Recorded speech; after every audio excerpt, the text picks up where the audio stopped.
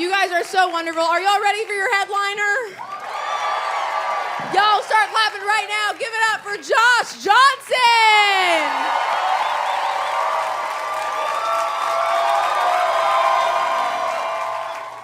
I don't know if y'all saw everything that's happening with Tesla either.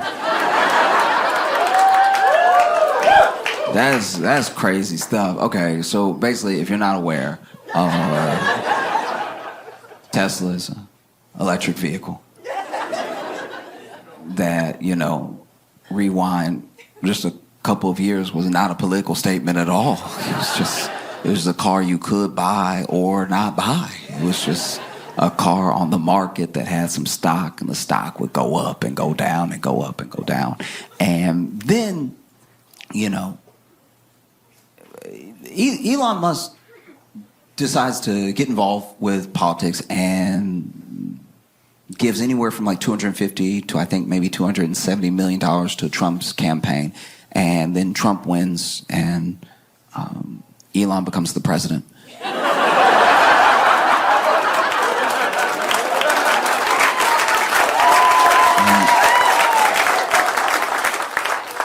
And so Elon becomes the president, and people don't really know how to feel because this particular thing hasn't happened before. There's always been like millionaires and billionaires donating to campaigns and stuff like that, but this is the most like infused a person has been in like what's gonna happen, and it's very clear in what is self-serving when it comes to like Elon's actions and everything. And so then, you know, inauguration day comes and there's all the fanfare of like this new administration is starting. And there are some people who own Teslas already, like they bought theirs in 2022. And they would tell people, hey, I bought mine in 2022. Like, I don't... Just so you know, I got mine in 2022. I didn't know, and I wasn't a part of, and I was trying to get an electric vehicle to help the environment. I didn't know it would be. So, just so you know about me. And then Elon's giving a speech, and then he says, my heart goes out to you. And then he does like a full-on Nazi salute, right? And does it again, for clarity. And there is a part of me that genuinely, when someone buys something, especially something expensive, and then something happens with that company, a part of me does feel for them, because there are people who bought their Tesla in 2022. They might have been sitting in their Tesla when they saw Elon do a Nazi salute like...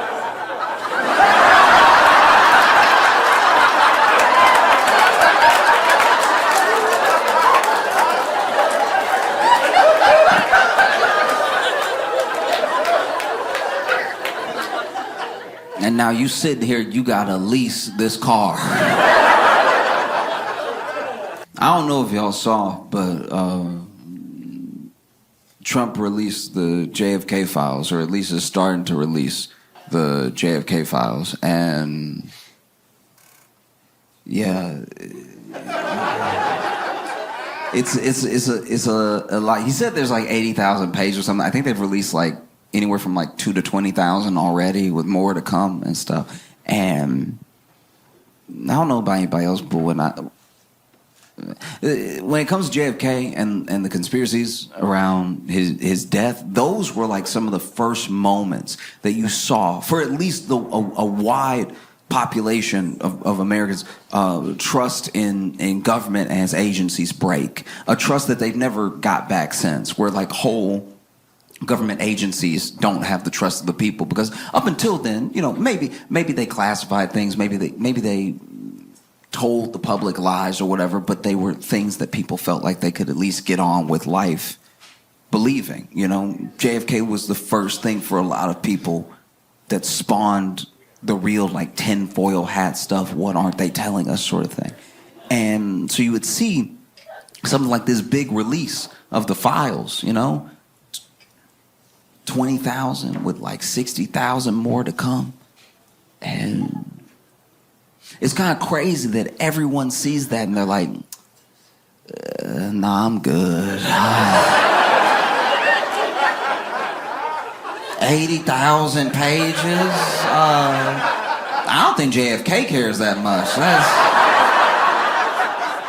80,000 pages. Game of Thrones isn't 80,000 pages. 80,000 pages is insane.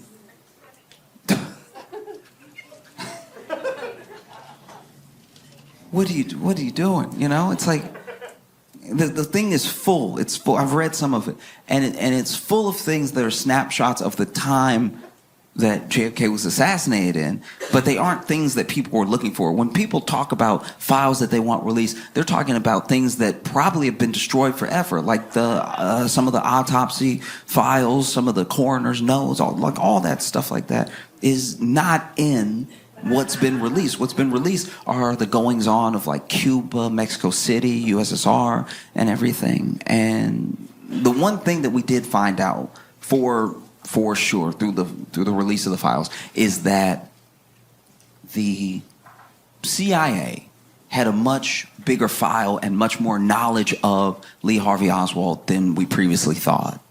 And they had been tracking his movements and everything. He had been going to these different countries. I'm pretty sure he went to Mexico City for a little bit, and then he went to the USSR. And I don't know if the word is defect, but he basically was trying to leave the U.S., become an expat and join USSR, and even tore up his passport and everything. And the USSR was like, oh, nah. Nah, we good. That's crazy to me. That's someone, you have a CIA file on you and you're trying to move to the USSR, and they are like, you giving off some bad vibes. Like, I don't know what it is, but you creeping everybody out. Like, you stare too much, dog. Like, what are you looking at when you looking over here? It's unsettling. Just take that somewhere else. And so then he came back somehow. Didn't seem like he had a problem coming back, even though he tore up his passport. And then commits the assassination. And then Jack Ruby kills Lee Harvey Oswald. And there were so many people who thought that Jack Ruby's mob ties meant that he was sort of there to close up loose end, that maybe the mob did it. And even now, there are people that say, oh no, the mob did it, Cuba did it, the Soviets did it. I think that when you're going through all these pages and you're reading this stuff that we're learning about how much the CIA and the FBI actually knew and didn't do anything, it doesn't really surprise me. It doesn't do much for me in the way of a revelation. And it's probably just because, because I'm black. Get me? As a black guy, I'm not going to sit here and be like, not the CIA.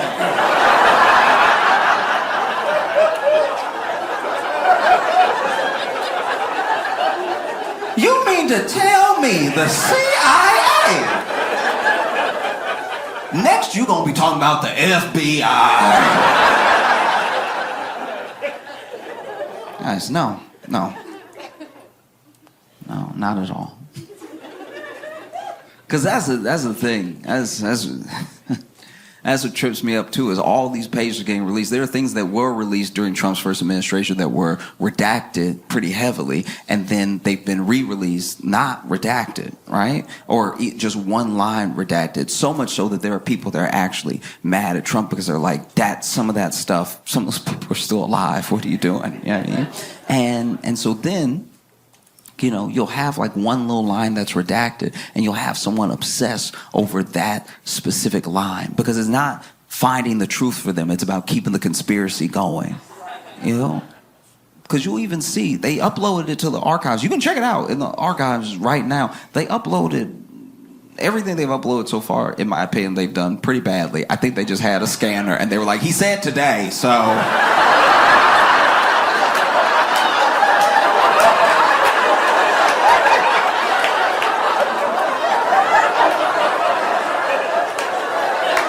I know it's crooked. He said today. I know.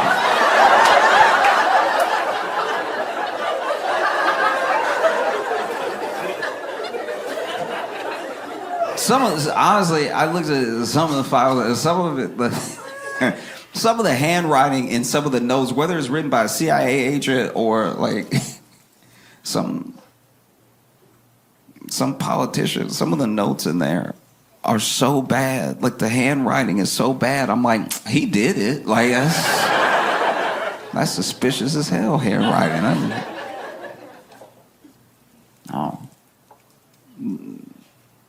Little thing, little line will be redacted. Oh, that's what they don't want you to see. That's where all the truth is. It's like, look, maybe.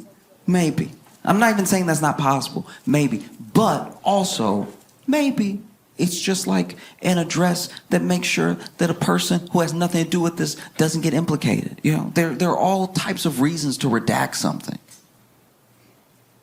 And it's when people put that much weight on the thing to keep the whole thing going that I'm like, you don't want to know. You want to keep guessing, you know? And don't get me wrong, it's fun to guess. I love guessing. I don't know what I'm talking about half the time. Sometimes I'm just guessing.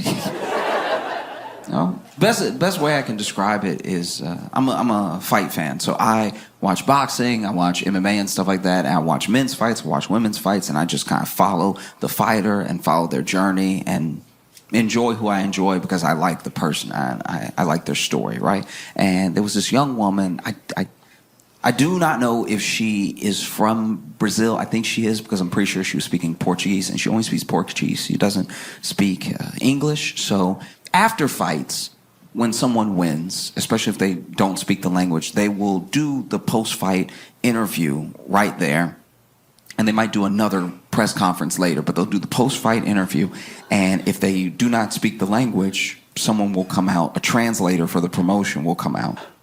And in this case, her translator was her coach. So she wins the fight, and it's big. It's the biggest fight that she's won of her career. It puts her in the rankings and everything. And so the announcer walks up, and he's like, "Congratulations on a fantastic fight. Was this win mean to you? It's sort of putting you on the map right now against such a tough opponent." And she speaks for like 8 seconds, and then her coach goes, "Thank you so much, everybody, for watching my fight. I really appreciate it. I worked really hard, and thank you so much for the love." And then she speaks for another 8 seconds, and the coach is like, "Everything that I do, I'm doing for y'all at home, from my town, to show you that no matter what, where you're from, you can make it on the world stage." And then the announcer asks her, what are your future plans? What's next for you? You know, now that you're in the rankings, there's a certain opponent you want to call out. And she speaks even shorter this time, for like 6 seconds. And then her coach is like, "Yeah, the next plans are anybody who wants it, all right? I'm taking heads, I'm taking necks. I want your limbs, give me your arms, give me your legs. If I see you on the street, it's already on, you already know. The best thing you could do is drop out of the division right now, because I'm coming for all y'all's necks. I'm killing everybody, all right? You're gonna dream about me, and then when you wake up, I'm gonna be there. That's on God, okay?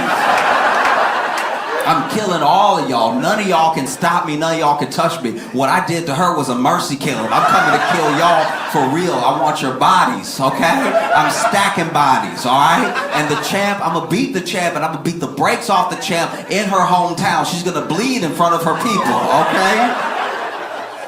And then they exited the octagon. They went ahead and left, and then there was a fighter, because, you know, fighters watch other fighters' fights, and they'll live tweet it, and he tweeted right after that whole thing. She ain't say all that.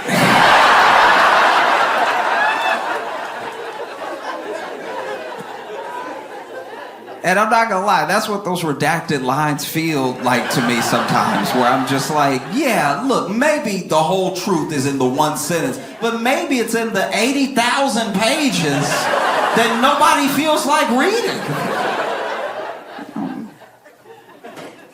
Because Trump said he was gonna release JFK files, and he slowly released them over time, I guess. And then there were people that were like, well, why don't you release the Epstein files? The Epstein files are what we want. That's what we're actually focused on. Why won't you release the Epstein files? Is it because you actually knew Epstein? Is it because you might be implicated? Is it because you were on the flight logs? Why won't you release the Epstein files? All right, and then he does release the Epstein files, but what he does is he releases a bunch of files that were already released like last year, and then redacts some of them to make them look like they're newly half redacted files. And then people called it online immediately. They were like, no, this isn't it at all. And then even the people who were like showing it off and like, look at this transparency, then they got mad because they were like, you made us look like idiots. We thought you were releasing stuff you hadn't released before. And so then people called again, why aren't you releasing the Epstein files? So if you're Trump, you know, you're probably sitting here, the only thing you can do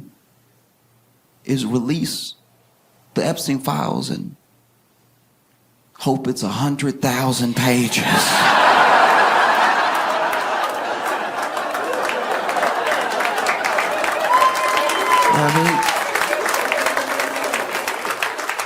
Who would have known the only distance between people and getting to the truth was reading? You know what I mean? We want to know. We as a people have the right to know. It's 80,000 pages.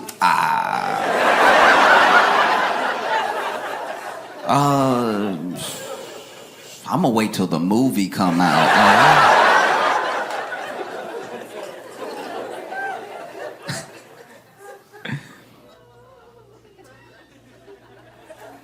But what are you gonna do? You know, Elon's the president. We know he's the president because, first of all, he tell everybody to report to him, sending whole government employees emails, tell me everything you did. It's like, isn't some of that classified? Like, it's wild. You stand in the Oval Office talking about what we're doing. It's like, who is we? Got your son in there. That's how you could tell Trump not the president. Got Elon's son rubbing his boogers on him. I've had a lot of jobs and a lot of bosses. And no boss's child has ever rubbed boogers on me. I will quit before I let your child rub boogers on me. Elon is the face of Tesla. And he's also the face of Doge, this department that's been cutting all these government jobs and gutting a lot of government programs and everything. And I've talked to a lot of people, a lot of people across the political spectrum about Doge, about their actions, and from the time it started to present, right? So some people are like, oh yeah, it's a little bit much now that we're very much on its side. There are some people that still don't see a problem. There's some people that hated it from the very beginning. But one thing that I have not come across, and I only speak for myself, I'm not talking about I can't speak for the entirety of the internet. One thing I've come across is that there is no one who I have come across that says that there's no waste in the government and that they don't want to get to the bottom of what can be saved or what can be put to better use somewhere else. I think that's what generally everybody would want. If you pay your taxes and then you see where money's being wasted, it's like, oh, we have so many people who need that money in other departments, just move it over to them or give it back to the people or whatever the thing is. I don't think people inherently are upset about the idea that there's waste in the government. I know people that work in the government, they're like, this is a little waste. And so all of it comes down to what you cut and how you do it. That's it, top to bottom. That's the only thing anybody could really have a problem with, what you cut and how you do it, right? And I'll be vulnerable for a second. I'll admit to you right now, I've worked jobs.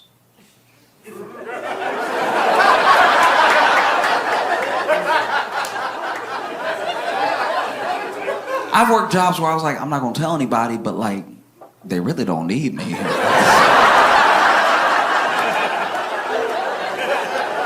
Like, as long as they paying, I'll keep showing up, but like...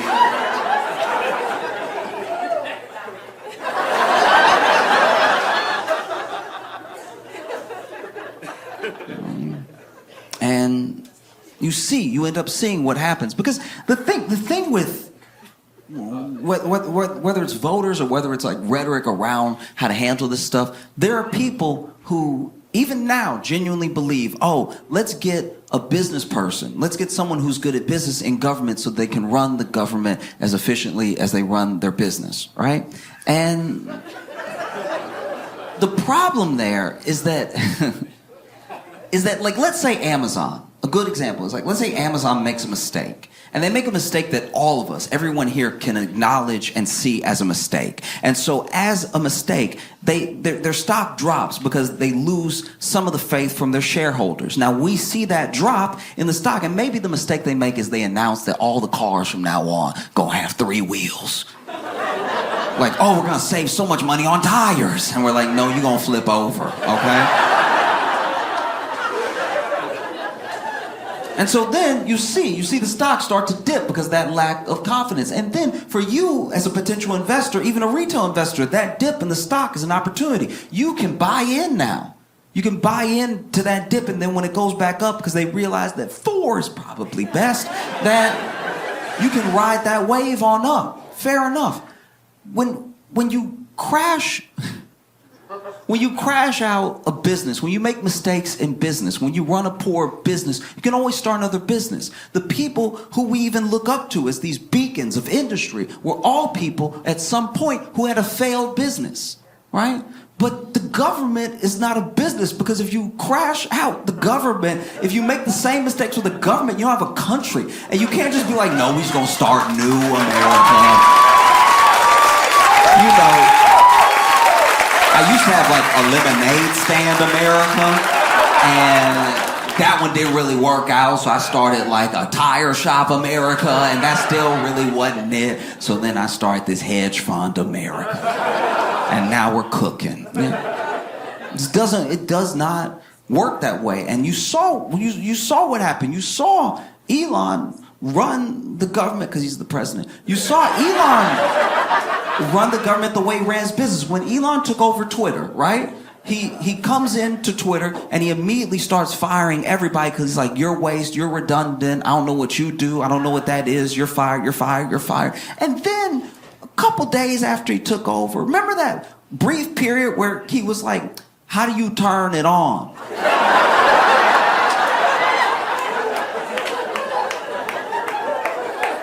And then someone who still worked there, who he didn't fire, was like, oh, you fired the dude who turned it on. Yeah, you asked me for a list of people to fire. I'm not going to put my name on the list. So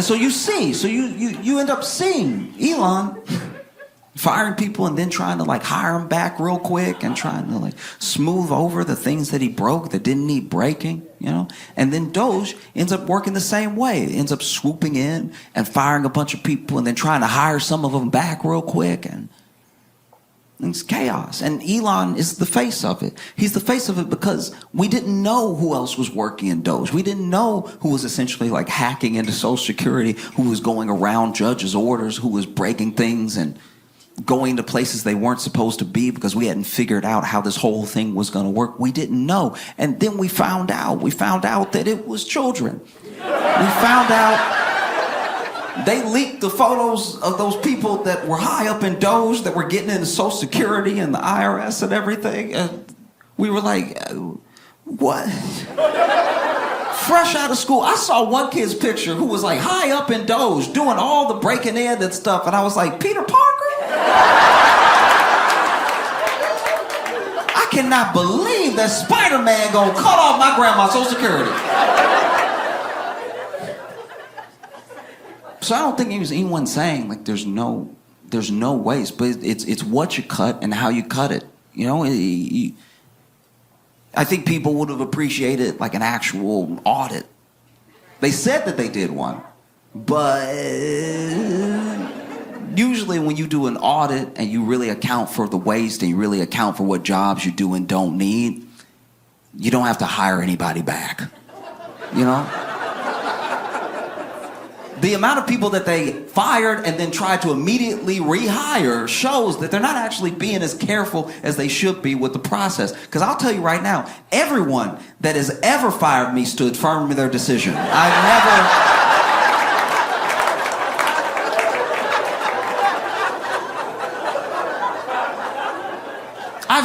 I've never been fired and then somebody ran out after me. Hold on. That's my bad. I was wild. I was trying to look good in front of the other employees. You come on back in here. That has never happened. Anyone who has ever fired me has never called me again.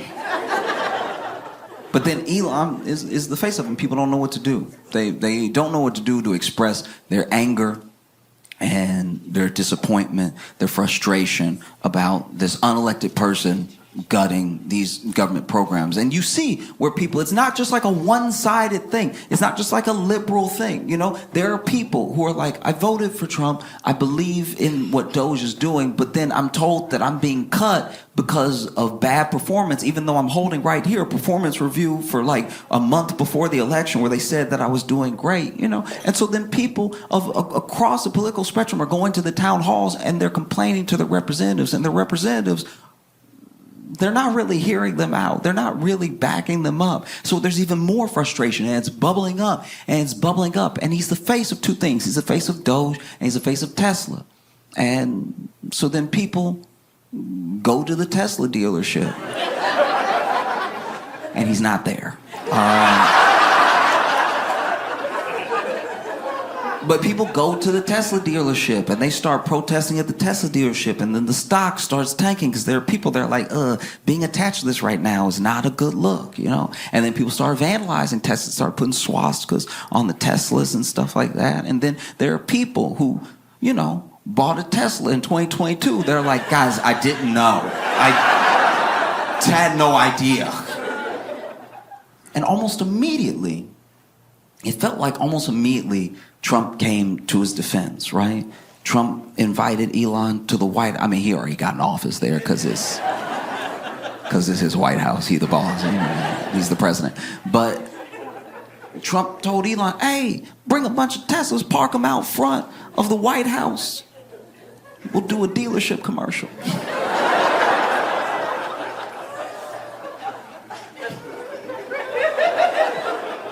This man got in the Tesla. Trump got in the Tesla, was like, everything's computer. Which is not wrong.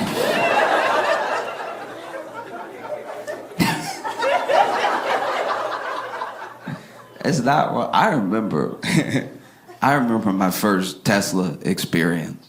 You know, I didn't ride in a Tesla for a long time. I heard about it as a car, but I didn't get to be in one, and I don't drive, so I didn't try to drive one or anything. And my first Tesla that I ever got in was an Uber.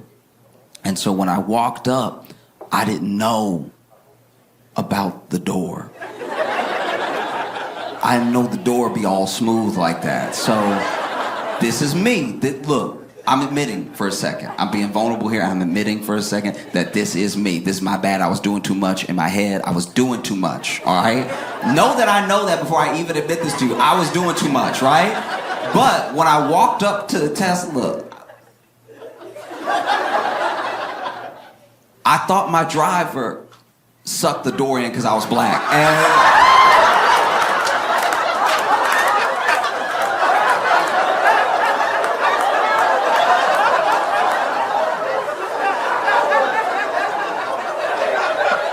And I was standing there like, never in all my days have I seen this type of racism.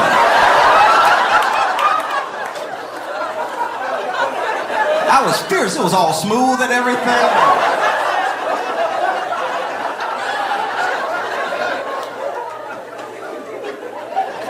And so finally, driver noticed I'm not getting in the car, so he rolled down the window. I lean over all indignant like...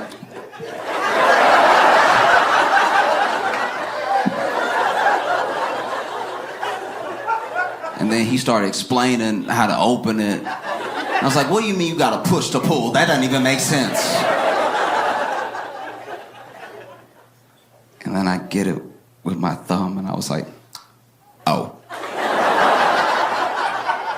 Okay.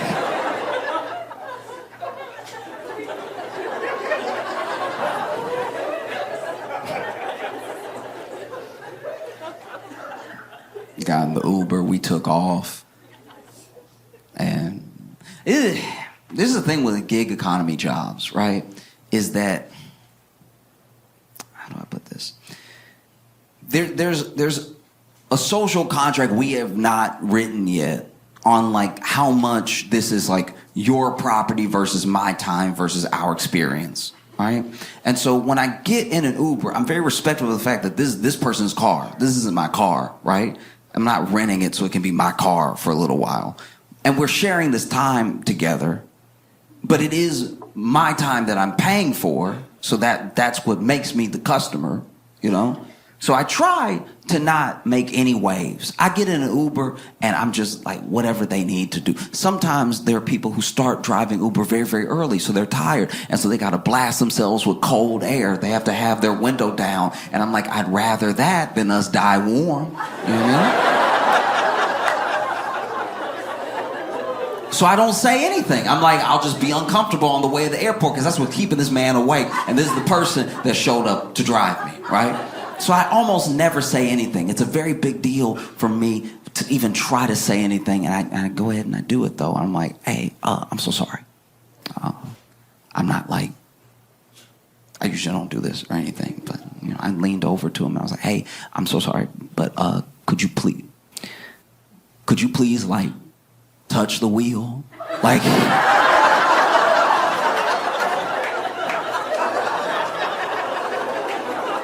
No, I know it's autopilot. I know it's autopilot. You put it in and everything. I just don't know what I'm paying for if we going. Like if we, I'm not telling you how to drive. I'm telling you to drive. Like it would be nice if you did drive. Like,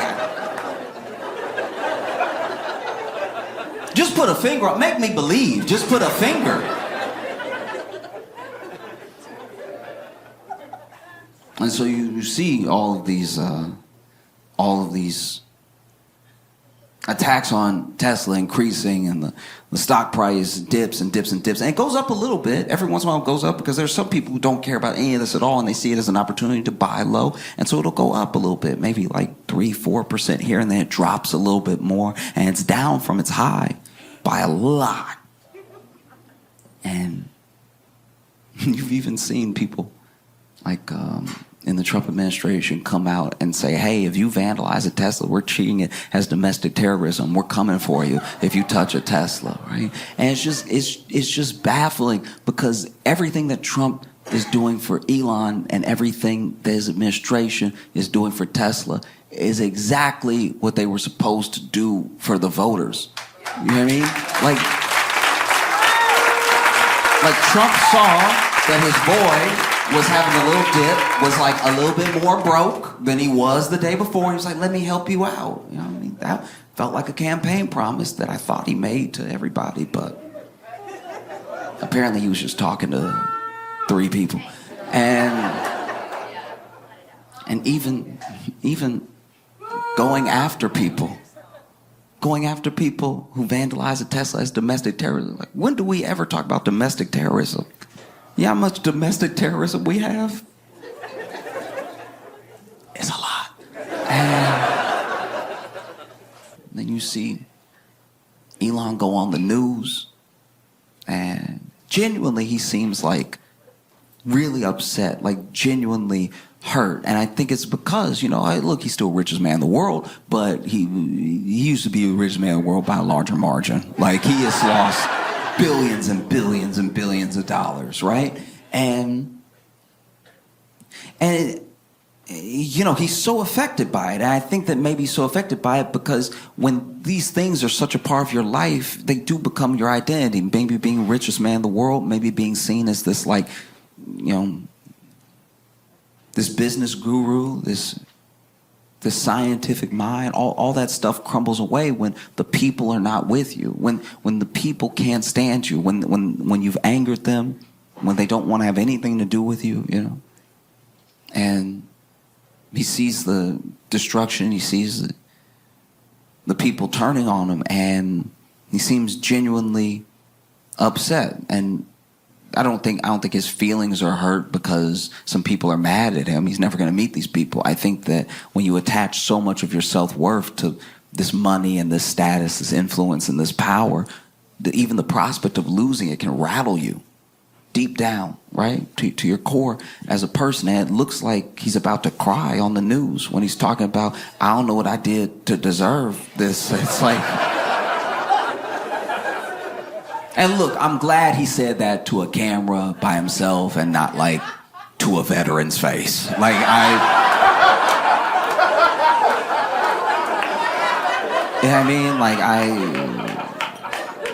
he didn't really get that. You know, the dude on Fox was like, you've done nothing to deserve this. You're a true patriot, whatever he said.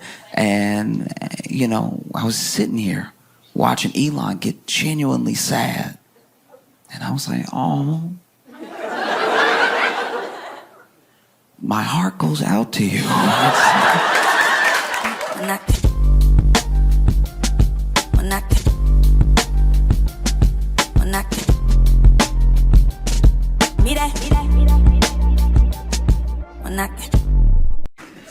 I was having a conversation with a friend from back home, and so many things work in connection together to get me where I am. I saw this article about this guy. I think his name's, I might be mispronouncing it, but Brian Mwende.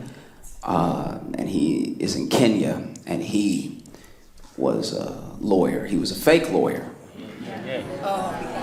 And he won 26 cases straight.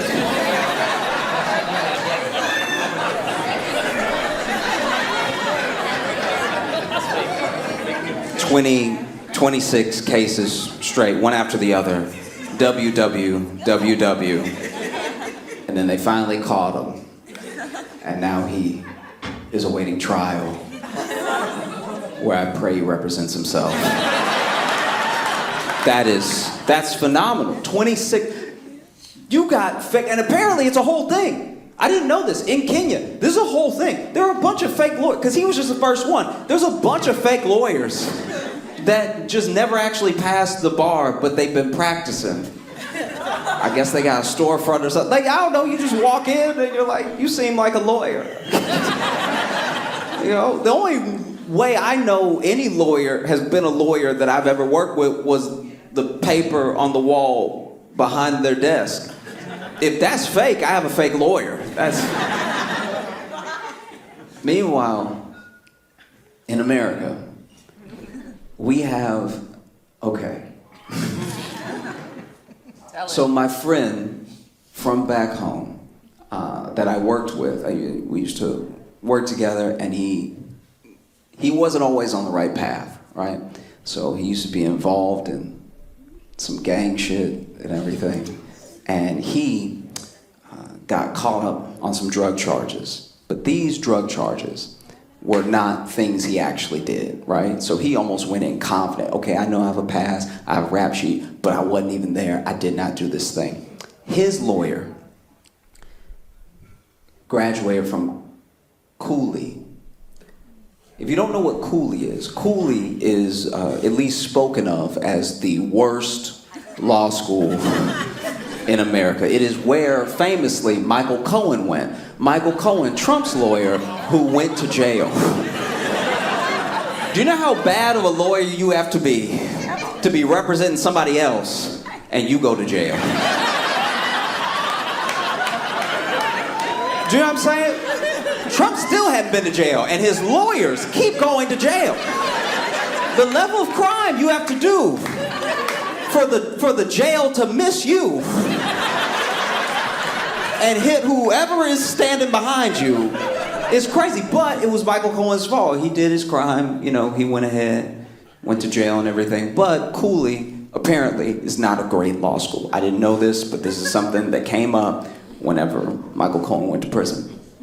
And it was confirmed by my friend who had this drug charge, had a lawyer representing him that went to Cooley. And lawyer walks in, public defender, right? Walks in and doesn't say hello, doesn't ask him really anything, just goes, how much time can you do?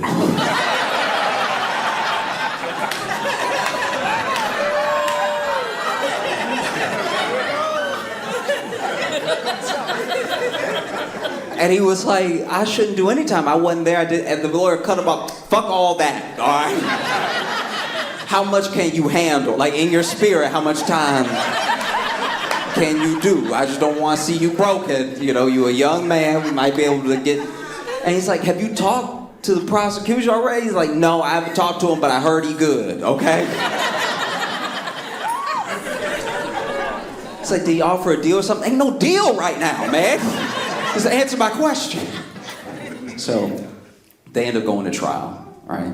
And during the trial, there's just a random day that his lawyer and the prosecution get called up by the judge, come see me in my chambers, right? Full, like, Law and Order. And then they're gone for like 8 minutes. And when the door opens, he sees his lawyer, the Cooley graduate, walking out in handcuffs. He doesn't even know what this dude did, but he leaned over to him as he was getting walked out and was like, I did my best.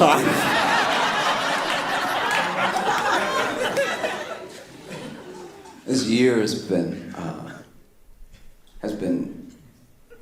really, really wild in the ways of how labor works. There have been 312 strikes this year.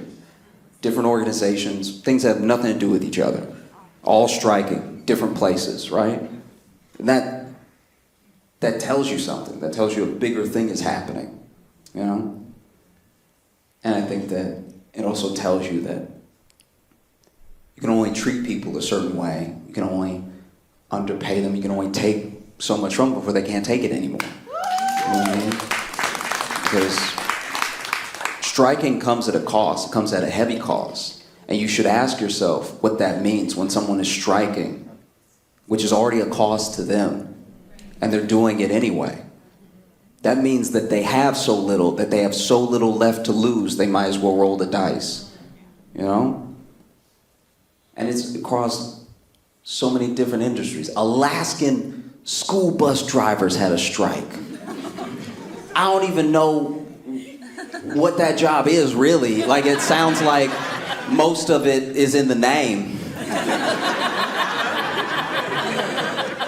And I imagine it's like Ice Road Truckers, but with kids, you know what I mean? They had a strike. Nurses banded together and had a strike. One of the largest strikes we've seen from nurses. And that's one of those professions where you just give those people what they need. Just do it. The nurses, a nurse. And they've already in some places reached some sort of agreement, which happened quickly, because it has to. I feel like maybe the executives that work at hospitals wanted to hold out. They were like, fuck them nurses, we ain't giving them shit. And then they immediately fell down some stairs. And they were like, just bring them to the table, God. Oh God. Walgreens has strike. Yeah, a lot of people didn't know about this. Walgreens pharmacists had a walkout. There were strikes at a bunch of different Walgreens. You better give those people what they need, because without a pharmacy, Walgreens is just a bad bodega. Truly, it is. You know, it's not great. It's just a bodega where every item is in prison. You know what I mean?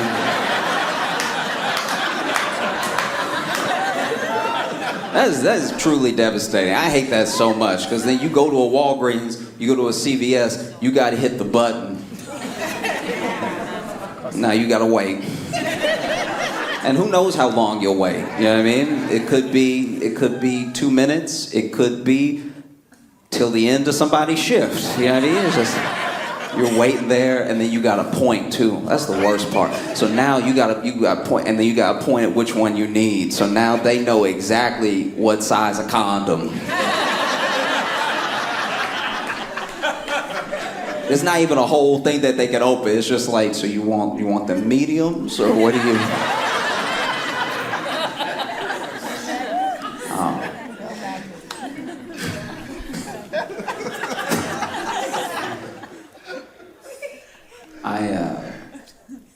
I've been thinking about this a lot.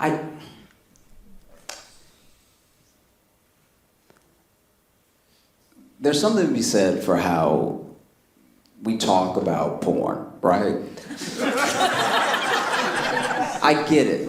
Porn gives men unrealistic expectations, but I think it gives everybody unrealistic expectations of sex. Because porn makes men think as soon as they touch you with their penis, you're gonna freak out. You know what I mean? If they just put the dick on the shoulder, you're gonna be like, "Wah!" That's not how life works. And porn gives women unrealistic expectations of sex, because it makes women think sex is about to be like good or whatever.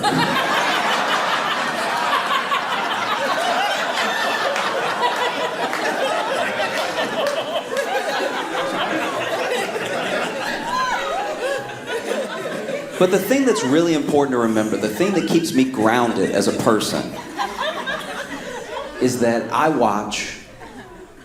go ahead and I watch the bloopers. You have to watch the bloopers. This is the thing. When you watch porn, one of the reasons people have unrealistic expectations is because they forget that when you watch porn, you're watching an edit. You know what I mean? Those are very sexy people who have sex for a living, but they're also doing the best of clips right now. They're not showing you everything. When you watch the bloopers, you realize even porn stars, they get down like us. There's a lot getting puffed out. There's a lot of like, just like lots of things that humanize the experience. You know? One of my favorite ones, it wasn't even really a blooper, it was just like an outtake, I guess, just some extra footage. And there was a guy who had what I can only describe as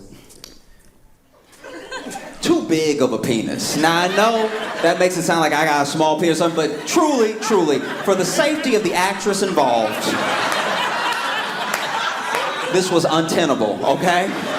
I was worried for her, all right?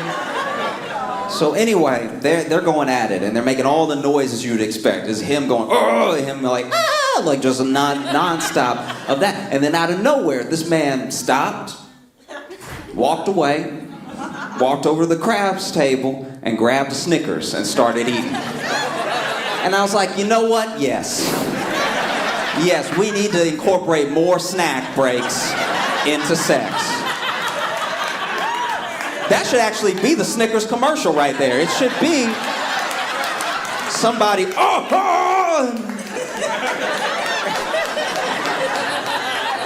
These are both good. I like them both. You know? One of my favorite bloopers though was this. There was once again a guy, very well endowed, going at it, just really giving it his all, putting all of his creative energy into the scene, okay? And then he's like really like, you know, all this stuff like that, and then he clearly catches a Charlie horse. And I looked like the DiCaprio meme for a second. I was like, yeah, me too, I do that all the time. We should really stretch before we get, wow. And then my man is over there, and you can see him trying to push through it, just like,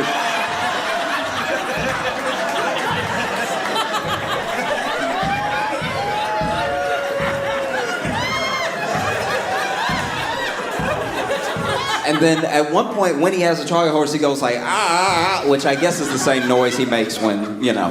And so then she's like, did you? And he's like, no, so then the actress sits down and you see her from the front for the first time, and it is funny because she's not looking at the camera, but the camera's still rolling, and he over here limping, trying to stomp it out, and she just goes,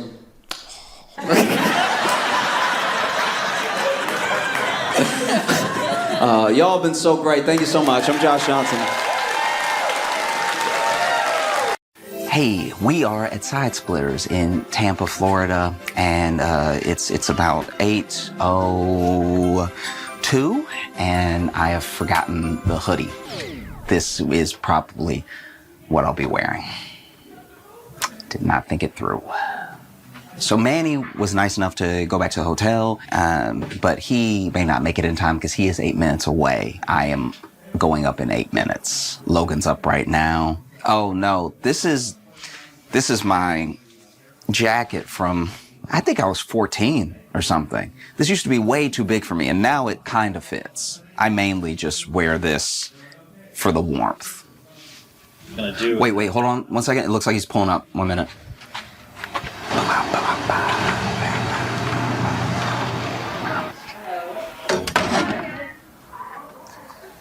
Okay.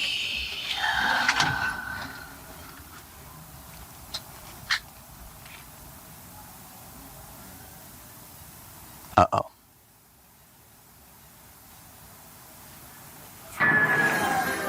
Oh, yeah. Thanks so much, man. Appreciate you. Okay, let's see.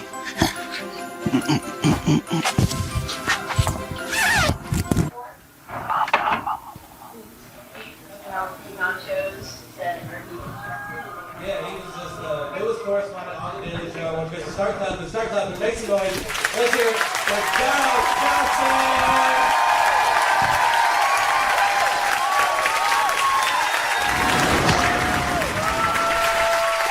I love Christmas time. It's one of my favorite seasons because I love the gift giving. You know, because I'm not good at giving gifts. I'm not. Like, I put a lot of thought into the gift. I think about the person. I think about the gift. I think mostly about what I can afford. And then I get them the gift, and there's nothing more disappointing than their face when they open my gift. Like, it's like, because these are people I love that love me, so they fighting to look at least mildly enthused. Like, the battle they're having in their head to not ask me what I was thinking. You can see the wheels turning where they're like, I don't want to be rude, but now I'm genuinely curious. What was on his mind when he bought this? What would make him think I would like this, right? Like, I remember one time I bought my friend, okay. I bought them like a really nice, and it was expensive. It was very nice, and it was polished, but it was like a polished figurine of an Easter egg. And then they opened it, and they were like, oh. Oh is never good, by the way. Do you know what I mean? Like, even if you propose and then you hear, oh, it's about to be no. Like, it's very close. It's coming up. And so I gave them the gift, and they were like, oh. And then I felt like I needed to fill the space because they said, oh, and they didn't say anything else. But I was like, clearly I need to let them know why this is a brilliant gift. And so I was like, because you love Easter. And they were like, oh. And I hadn't been hit with 2 O's in a while. That second O let me know that maybe this is just bad. Maybe they weren't confused. Maybe they've decided they hate this gift. And so I was like, yeah, because you love Easter. That's your favorite holiday. I know it's Christmas, but it's still something to do with Easter now. Like, I got you something rather than waiting to give this to you on Easter. I got you a little bit of Easter in winter. And they were like, you could have got like a crucifix or something. And I was like, yeah, wow. That did not occur to me. I forgot you love Easter because you love the Lord. I just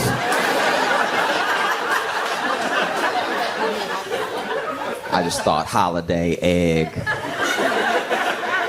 Let's make it happen. And so I don't always get the best gifts, which is, you know, fair enough, which is why I love going to other people's Christmases, you know? Like when I was in college, I would get invited to spend the holiday if I didn't go home to visit somebody else and spend Christmas with them or something. And it was nice because I got to watch other people be bad at giving gifts. And it's just nice to not feel alone, you know. I went and had Christmas with my buddy one time, and family was all around, exchanging gifts and stuff. And everybody was bad at giving gifts. It was a holiday miracle. You know, Dad got the mom some gifts, and she opens it, and she lifts it and shakes it a little bit. Oh, it's heavy. It's heavy. Unwraps it, and he got her weights.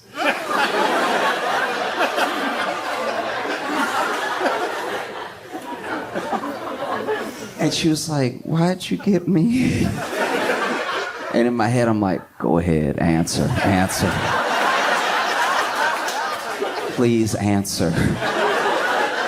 Why'd you get her the weights?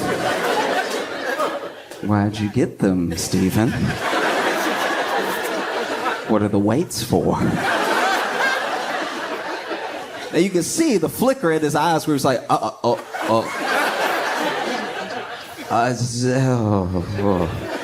they were on sale? But it was fair enough because then he opened her gifts and she got him look, you think the weights are bad? This woman bought this man 50 Shades of Grey.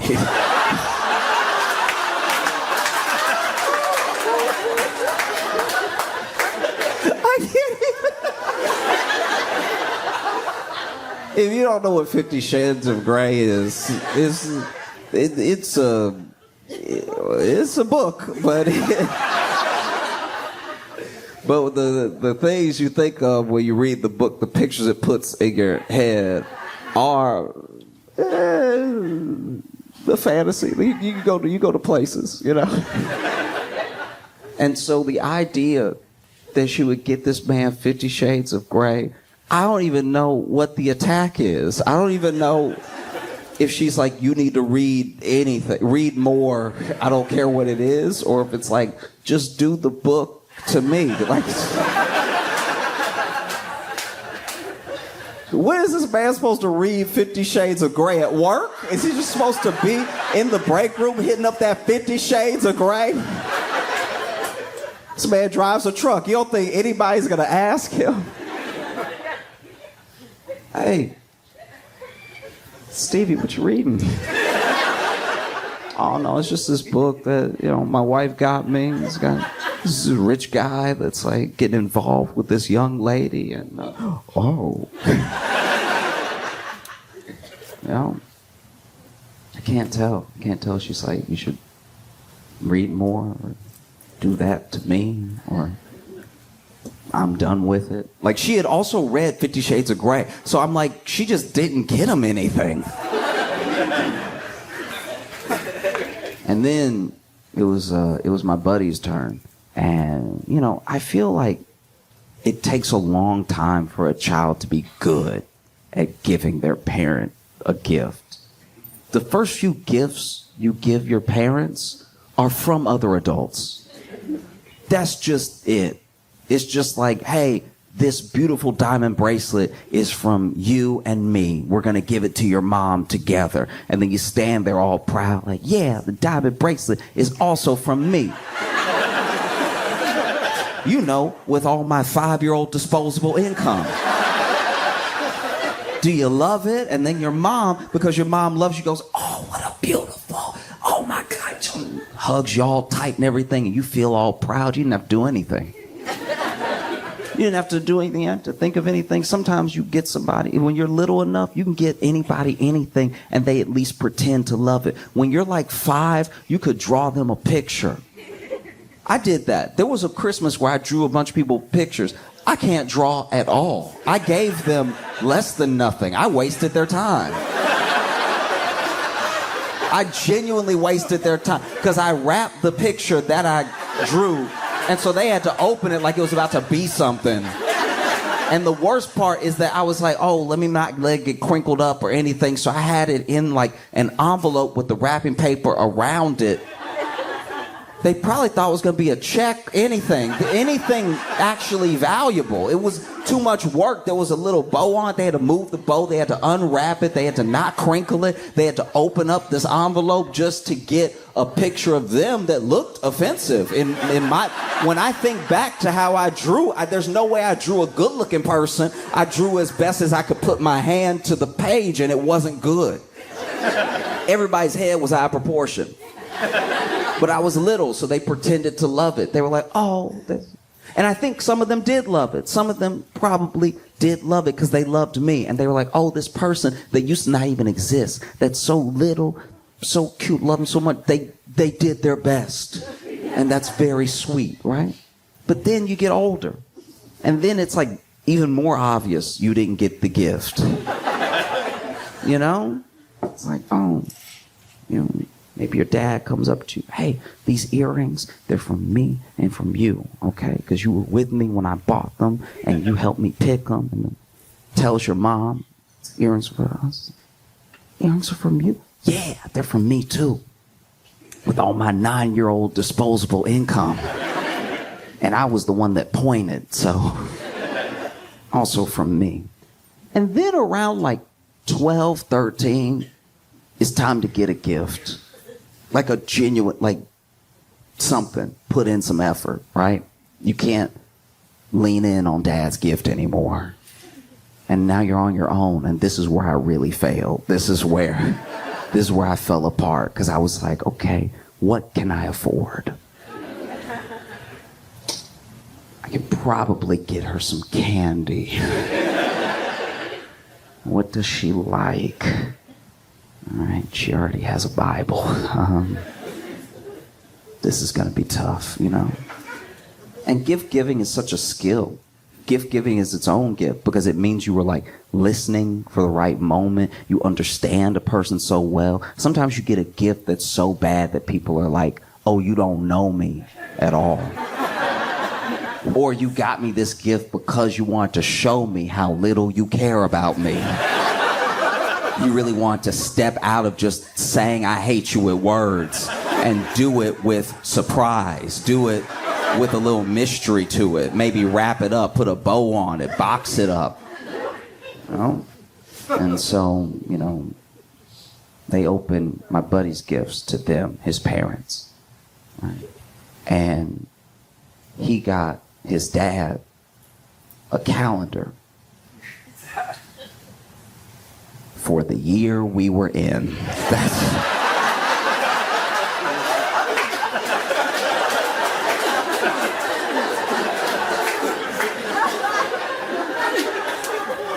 Almost all of the calendar had happened. And then he was like, son, there's only a little bit of the year left. You got me a planner for 6 days.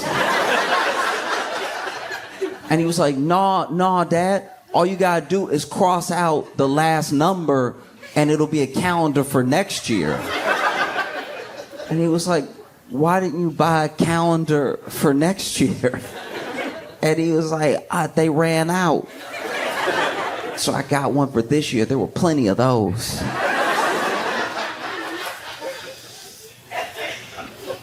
And he's like, son, that won't work because the days also change. It won't just work to put, because it'll be a different day of the week when it's that date. Next year is a leap year. Oh, my bad. Okay. I can return it. And then my buddy got his mom a copy of 50 Shades of Grey. And it's like, I was like, do you not know what the book is? In what world? One of the worst gifts I've ever seen somebody give was a cat. This dude got his girlfriend a cat, and it would normally be adorable, right? Except the cat was fully grown and had already decided it hated people. I don't know where he got this cat from, but this cat, first of all, the cat was barely a surprise. They knew it was a cat as soon as he tried to give the cat, because what he did was he tried to put the cat, so you know the crate that you put a cat in? He had the crate, but he had wrapped it, and he had put the little like slits for, you know, the front for air in the thing. But as he's handing her this thing that's way too heavy, he's handing it like this, and inside she can hear, like it's... The cat isn't meowing. The cat is screaming. It's guttural. It's coming from the back of the throat. And then she rips the wrapping paper out of the way. And the cat is like,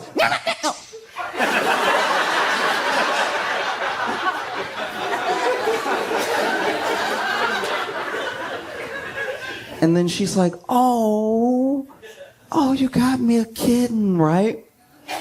As soon as she opens the front, the cat, this cat was amazing, by the way, because it both had agility, but also the most mass I've seen on a cat. This is the fattest cat I've ever seen, but the way that it flew out of the crate past her and was just running in the house, just like,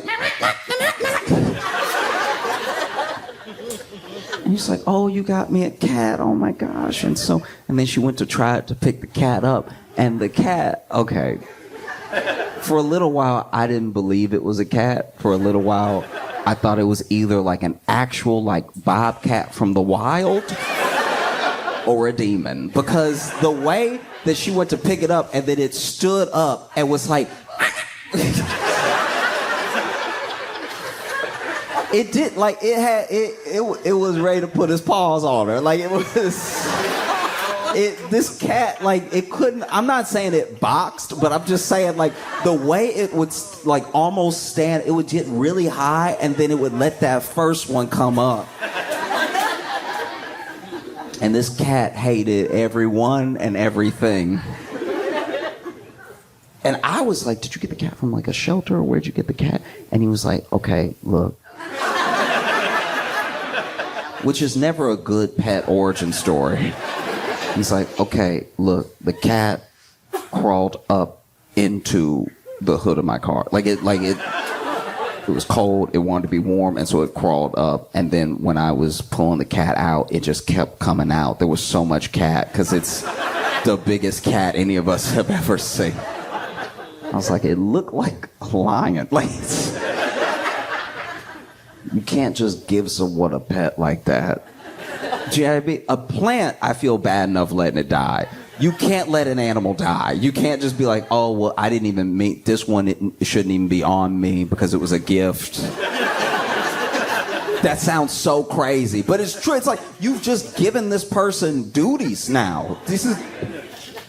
And not a lot of duties. The cat was very fat, and it was clearly a street cat, so it knows how to survive.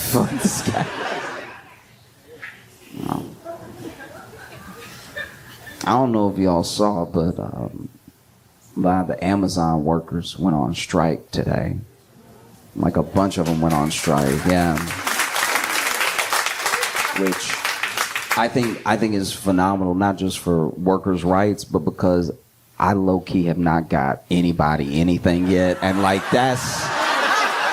Ooh-wee. When I was like, hey, yeah, give them whatever they want, all right? They should stay out there till January 2nd or something. Genuinely, I was like, oh, man, okay, and then that means that things won't get delivered on... We serve a mighty God. We serve... You know? But yeah, the Amazon workers are striking. It's one of the biggest strikes against Amazon ever. I think it is the biggest ever against Amazon. It's in different places and everything. And it's coming at a time where Amazon needs them desperately. Rest of the year, you could kind of, shirk them off. But this is Amazon promised us Christmas. I hate to burst your bubble in case you still believe, but there is no Santa. Santa is whoever is driving that Amazon truck. And Amazon made a promise. They made a promise through Prime. They made a promise through pre-orders.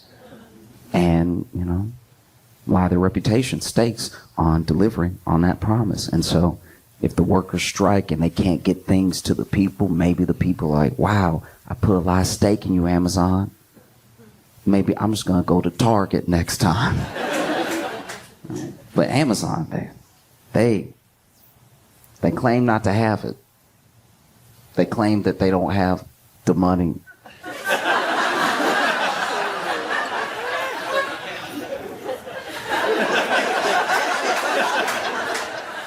If it's laughable to you, then imagine if you work at Amazon. And you just looking around like, oh, so y'all don't have it. The boss went to space. Tell me what you don't have again? Oh, we don't have it. We're not able. We need too many people working at the same time at a pace that's unrealistic because we tried to replace you with robots, but then, the robots killed themselves.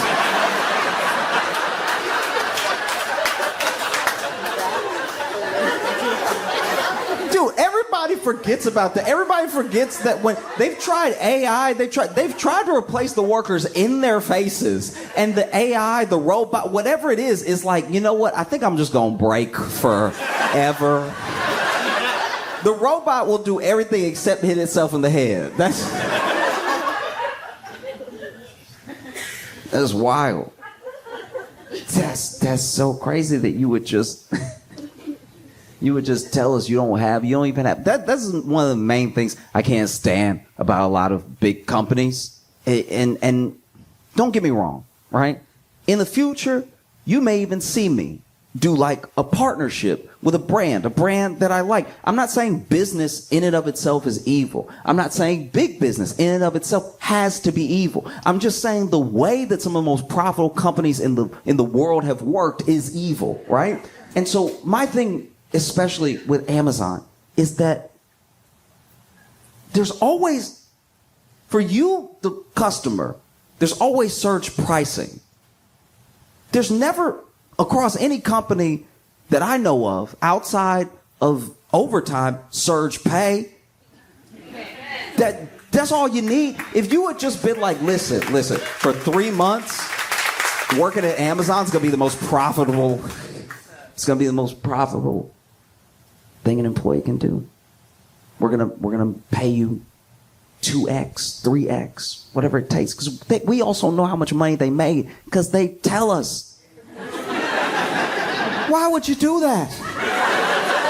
Why would you go on the news, by the way, to be like, Amazon made a record-breaking whatever billion today on Prime Day, and then tell the people that work there, y'all, we ain't got it. The boss needs to go to space again. No, it's insane. Because it wouldn't do, I don't know, it wouldn't do what companies claim it would do, to pay more, if nothing else, during the seasons that you're asking them to work more. And we can't even begin to fathom the conditions all around that are like in an Amazon warehouse. We hear about them from time to time. People get fired or they get hurt or they quit, and then they tell us. And it never gets like fully enveloped all together. One, because there's not enough time. Too many people have been screwed over. It's like, we all know somebody who dated somebody that was like trash, right? Like they dated a bad person. After like the third testimony of dating this person, you're like, I don't even need to hear anymore. This person is undateable. They shouldn't be out. You know, and that's what it should be like with Amazon, but it's like the stories don't get to enough people, and there are people that are like, oh, I got docked pay for going to the bathroom. What they want me to do, or I got hurt at the warehouse because everybody's trying to meet these like specific time-stamped goals, and if they don't meet them, they might get fired, and this is the job that they have. This is how they're going to pay their rent for the time being to make ends meet. So they're pushing the cart extra fast, not looking where they're going. They run over somebody's foot, they drop a box on somebody's head, and then there's a whole system in place. Instead of making a system to make it safer, instead of making a system to pay people more, or instead of making a system that just functions better, there's a whole system in place for when things go wrong. So that way, they don't have to pay people out, or they don't have to. You would rather hire a lawyer to come up with the type of NDA that when someone dies at work, their family can't sue, than to just do things the right way, Because we've decided that it's like more profitable to be a bastard. I mean, but like, I guess my thing is this: at a certain point, the fact that no money is enough, right? The fact that there's no number, you can't get higher than space. Do you know what I mean? The man has been to space. There's nowhere else to go because he's not going to heaven. There's no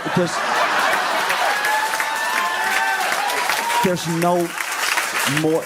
You have enough money. And I'm not even saying that as someone, look, I'll be honest with you. I'll be very honest with you right now. I would like to, in my lifetime, make a lot of money. I have no gripe with people who have a lot of money. It's only the way in which they make that money. That's all that ever bothers me when it does bother me. I usually don't care how much money anybody has. We're all on a different path. Some people are born with money. You can't help that. Some people make a lot of money through everyone wanting to buy their product. You can't help that. I'm not jealous of anybody. I want everybody to do well. It's just, I look at the state of things, right? And there's no perfect system. I'm not saying I have the whole answer. The answer is you're going to have to make less money. But I don't have an answer that they would like or implement, I guess my thing is this: if we want to help the workers as much as possible, bodies get put on the line when they try to meet these goals, right? It's one of the things that they're protesting, one of the things that they're striking against is that they have to put their bodies on the line to get things to us, the consumer, right? When we order. Because for us, it's just a click. For them, it's their body, it's their livelihood, it's their life sometimes. And I think the only way to fix this, at least temporarily, is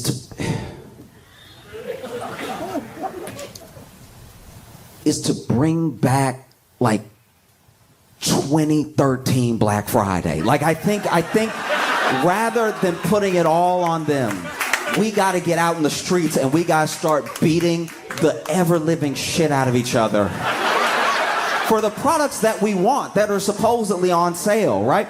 Black Friday is a shell of itself, and it is unacceptable. Most of it happens online, which is disgusting, right?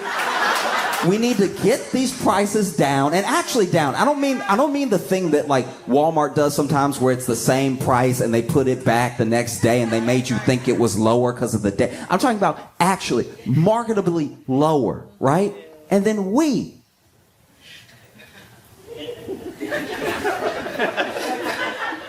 have to start training in August.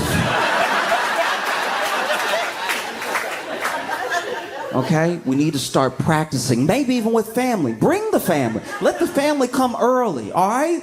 Throw some bows, right? Make sure that grandma's shuffle is good when she's trying to get through people. Make sure that the youngest brother can really handle that offensive line that you're going to need to create to get to the register, all right? Make sure his tackle is good.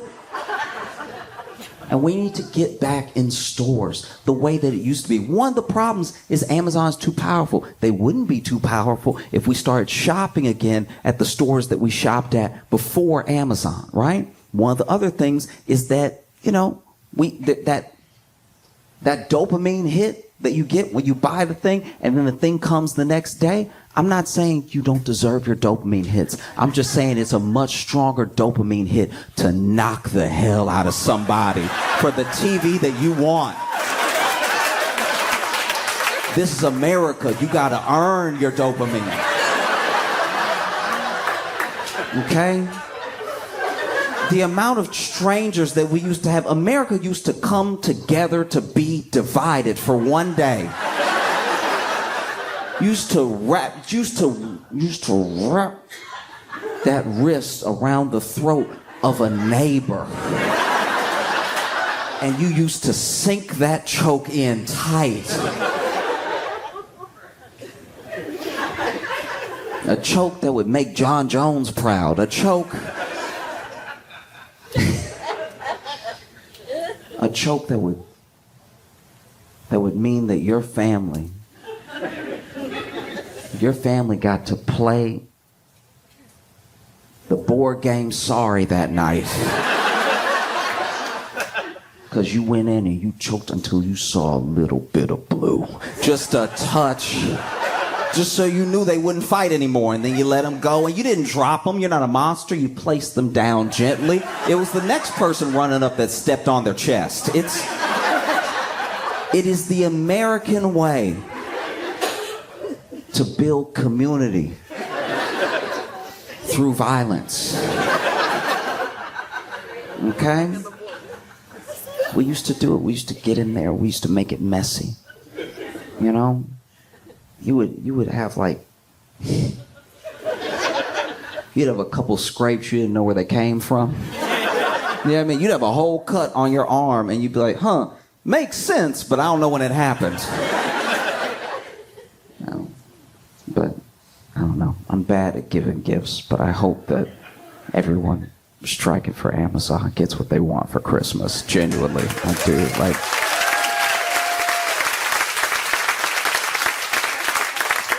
I can tell I'm bad at giving gifts because all I can offer is jokes.